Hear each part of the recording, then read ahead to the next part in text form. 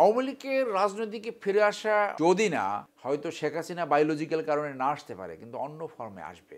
আওয়ামী লীগের রাজনীতিকে ফিরে আসা অনেক লম্বা সময়ের ব্যাপার হবে বলে আমি মনে করি, যদি না পরবর্তী যে সরকার আসবে তারা মেসি ভুল না করে। পরবর্তী সরকার যে আসবে, ধারণা করা হয় বিএনপি, তারা যদি ওই আওয়ামী লীগের 2009 থেকে 24-এর মতো একটা সরকার পরিচালনা করে, তাহলে আওয়ামী লীগের ফিরে আসা দ্রুতর হবে। হয়তো শেখ হাসিনা বায়োলজিক্যাল কারণে না আসতে পারে, কিন্তু অন্য ফর্মে আসবে। এবং সেইটাই আমার মনে হচ্ছে যে ওই যে আকাঙ্ক্ষা যে তাদের মেসি ভুলের মাধ্যমে আওয়ামী লীগ আবার ফেরত আসবে, এইটা বিএনপির সামনে সবচেয়ে বড় চ্যালেঞ্জ।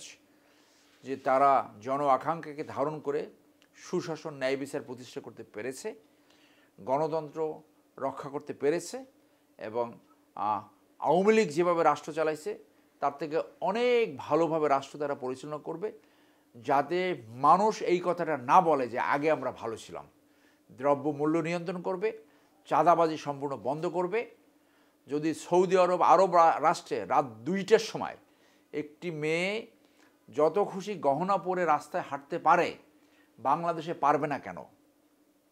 আমি ছোটো ক্যাপাসিটি দেখিয়েছি যে ঈশ্বরদীতে ক্লিন হার্ট অপারেশনে আমি পাবনার ঈশ্বরদীতে ছিলাম। আমি ওসি ডেকে বলছিলাম, যদি সৌদি আরবে যে কোনো সময় নাগরিক হাঁটতে পারে, আপনি কি পারবেন?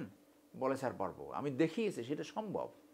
ওখানে বলেছিলাম যে কোনো বাস ট্রাক নষ্ট হলেও রাস্তার উপরে দাঁড়াবে না, রাস্তা কোনোভাবে বন্ধ করা যাবে না, এবং সেটা ইমপ্লিমেন্ট হয়েছে। It's matter of plan, execute করে সেই ভিশন থাকতে হবে। এখানে রাজনীতি হলো চুরিতন্ত্রের সবচেয়ে বড় মেকানিজম। সেখান থেকে যদি সরে না আসে, রাজনীতি হইল ভোগবাদিতা অনেকের কাছে, রাজনীতি হইল যে সব আমার চাকর বাকর, এই রাজনীতি এখন মানুষ গ্রহণ করবে না। জেনজি জেনারেশন তারা গ্রহণ করবে না। সেই জন্য যদি পরবর্তী সরকার ভুল করে, তাদের যদি চরিত্র বদল না হয়, বিএনপি যদি 2001 থেকে 6 শিক্ষা না নেয়, তাহলে আওয়ামী লীগের আশাটা ত্বরান্বিত হবে বলে প্রতীয়মান হয়। নিয়োগ বাণিজ্য হচ্ছে, এই যে আপনার বিভিন্ন জায়গা বদলি বাণিজ্য, এইগুলো কঠোর হস্তে দমন করতে হবে। দেখাতে হবে, বিএনপির নেতৃত্বে দেখাতে হবে যে তার পাশের যে তার সার্ভেন্টস রয়েছে, ড্রাইভার, স্টাফ, আশেপাশের যারা, তাদেরকে সে নিয়ন্ত্রণ করতে পারে।